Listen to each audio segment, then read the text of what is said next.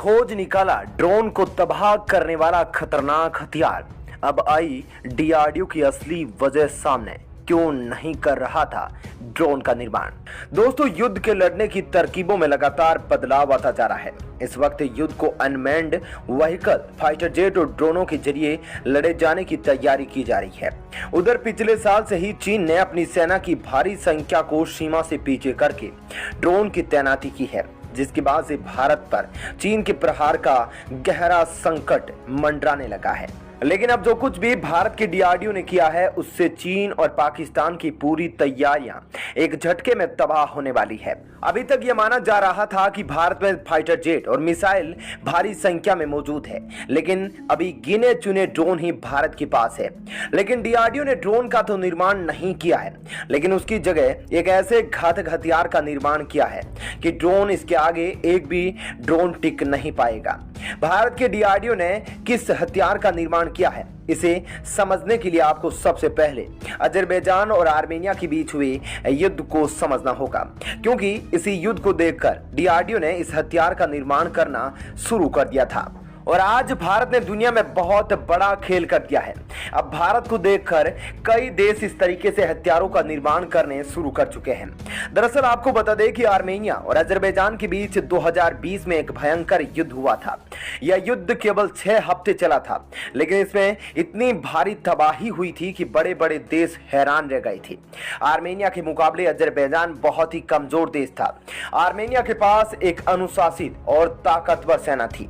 Armenia के पास बड़ी संख्या में अच्छे टैंक और वाहन भी थे। अजरबैजान के साथ जब युद्ध शुरू हुआ तो कुछ दिनों के अंदर ही पूरी तरीके से तबाह हो चुका था और दुनिया मान चुकी थी कि अजरबैजान पर अब आर्मेनिया का कब्जा होने वाला है। लेकिन उसी वक्त अजरबैजान ने इजराइल और तुर्की से कई ड्रोन की खरीदारी की।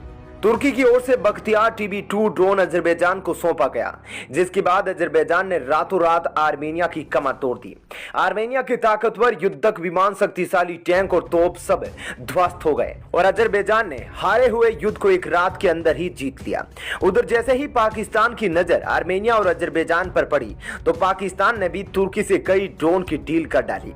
उधर पाकिस्तान की ओर से जिस ड्रोन की खरीदारी की गई थी, उसका उपयोग भारत पर किया जाने वाला था। जैसे ही भारत के डीआरडीओ की नजर आर्मेनिया और अजरबैजान के युद्ध पर पड़ी, जब दोनों देशों के बीच युद्ध खत्म हुआ और पाकिस्तान भी ड्रोन की खरीदारी करने की शुरुआत कर दिया, तो भारत ने डीआरडीओ ने भारत सरकार से 100 करोड़ फंड देने की बात कही। डीआरडीओ ने कहा कि हम भारतीय सेना को एक ऐसे हथियार को देंगे कि पाकिस्तान के ड्रोन धरे के धरे रह जाएंगे। उस वक्त भारत सरकार ने तेजी दिखाई और डीआरडीओ को फंड जारी कर दिया और तभी से डीआरडीओ ने मैन्युफैक्चरिंग का काम शुरू कर दिया था। इस फंड के तहत डीआरडीओ लेजर वेपन का निर्माण करने वाला था और लगभग 1.5 से 2 साल के अंदर डीआरडीओ ने इस लेजर वेपन का निर्माण कर डाला। अब सेना इसी ड्रोन का उपयोग चीन और पाकिस्तान के ड्रोनों को मार गिराने में करने वाली है। उधर जब दुनिया में सभी हथियार निर्माता कंपनियां ड्रोन का निर्माण कर रही थी, तो हमारे भारत का डीआरडीओ उस हथियार की खोज में था कि कैसे इन दुश्मनों के ड्रोन को आसमान में ही तबाह किया जा सके, जिस पर डीआरडीओ को सफलता भी मिल चुकी है। और वे सभी देश अब हैरान हो रहे हैं जिन्होंने अपना पूरा समय ड्रोनों के निर्माण में लगा दिया था।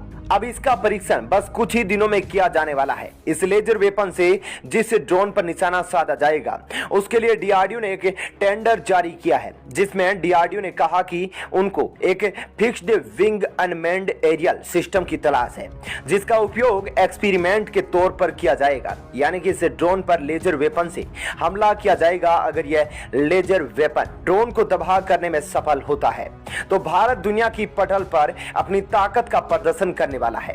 आपको बता दें, अभी तक दुनिया में लेजर वेपन का निर्माण अमेरिका, इजराइल और चीन ही कर पाए थे। भारत इसका निर्माण करके दुनिया का चौथा देश बन गया है जिसके पास लेजर वेपन की ताकत मौजूद हो गई है। दरअसल जिस लेजर वेपन का निर्माण डीआरडीओ के द्वारा किया गया है, यह वेपन एक बार में इतनी हाई इंटेंसिटी की लाइट जनरेट करता है, जिसके चलते जब यह किसी ड्रोन या फाइटर जेट पर पड़ता है तो उसमें अचानक ही आग लग जाती है। कई बार दावा किया जा चुका है कि भारत इस तरीके का हथियार का निर्माण पहले ही कर चुका है, जिसे काली और दुर्गा के रूप में जाना जाता है। यहां तक कि पाकिस्तान भी यह दावा कर चुका है कि भारत में लेजर वेपन काफी समय पहले से मौजूद है। दरअसल आपको बता दें कि पाकिस्तान की आर्मी के ऊपर एक विशाल आकार के बर्फ का टुकड़ा गिर गया था, जिसके चलते कम से कम 100 पाकिस्तानी सोल्जर्स की मौत हो गई थी। और इस पर पाकिस्तान ने कहा था कि भारत ने अपने काली हथियार का एक्सपेरिमेंट किया है और काली हथियार से निकलने वाली लेजर बीम का इस्तेमाल करके बर्फ के टुकड़ों को पाकिस्तानी आर्मी के बंकरों के ऊपर गिरा दिया था। लेकिन भारत ने इस बात को मानने से इनकार कर दिया था। भारत का कहना था कि हमारे पास ऐसा कोई वेपन मौजूद नहीं है। तो दोस्तों ये तो थी वीडियो की पहली खबर। अब आइए आपको बताते हैं इस दूसरी खबर के बारे में, जो भारत के हथियारों के किए गए कानून में बदलाव से संबंधित है। भारत सरकार के द्वारा 17 साल पुराने हथियारों से जुड़े नियम कानून को बदलने की पहल की गई। संसद में पक्ष और विपक्ष दोनों ने मिलकर इस कानून में आपसी सहमति दिखाई, जिसके जरिए यह कानून पास कर लिया गया। इस कानून के पास होते ही भारत ने चीन और पाकिस्तान को साफ संकेत दिए हैं कि अगर उन्होंने भारत को लेकर कोई भी गलती की तो अब भारत बख्शने वाला नहीं है। भारत समय समय पर कहता है कि Bharat no first use policy का पालन करता है, जिसके चलते पाकिस्तान लगातार भारत की खामोशी का फायदा उठाना चाह रहा था। आइए आपको बताते हैं इस कानून से कौन कौन सी चीजें बदलने वाली है और आने वाले समय में क्या इस बदलाव से सेना को भी कोई फायदा मिलने वाला है। दरअसल पाकिस्तान 70 के दशक में भारतीय सेना से करारी हार का सामना किया था।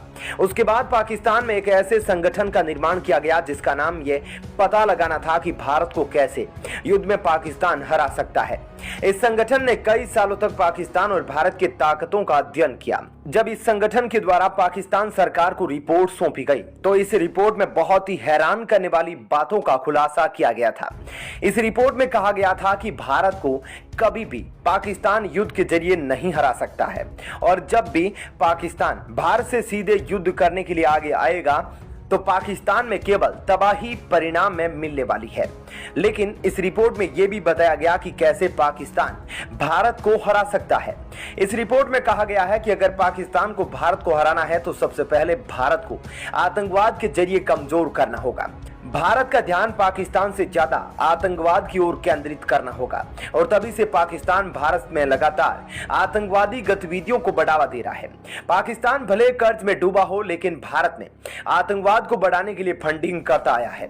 अब इसी फंडिंग पर रोक के लिए भारत सरकार ने नए नियम का निर्माण किया है, जिसके जरिए चीन और पाकिस्तान जो अभी तक गुपचुप तरीके से भारत में फंडिंग करते थे उस पर लगाम लगेगी। यानी कि विदेशों से कोई संगठन या संस्था भारत में किसी भी संस्था को गुपचुप तरीके से फंडिंग करती है और उनसे वेपन का निर्माण कराती है तो उसको रोकने में इस कानून में मदद मिलेगी।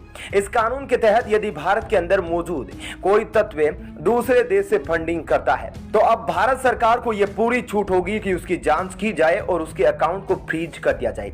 तो दोस्तों ये वीडियो इतना ही, लेकिन आप इस वीडियो को लाइक और भारतीय सेना के लिए जय हिंद जरूर लिखिएगा।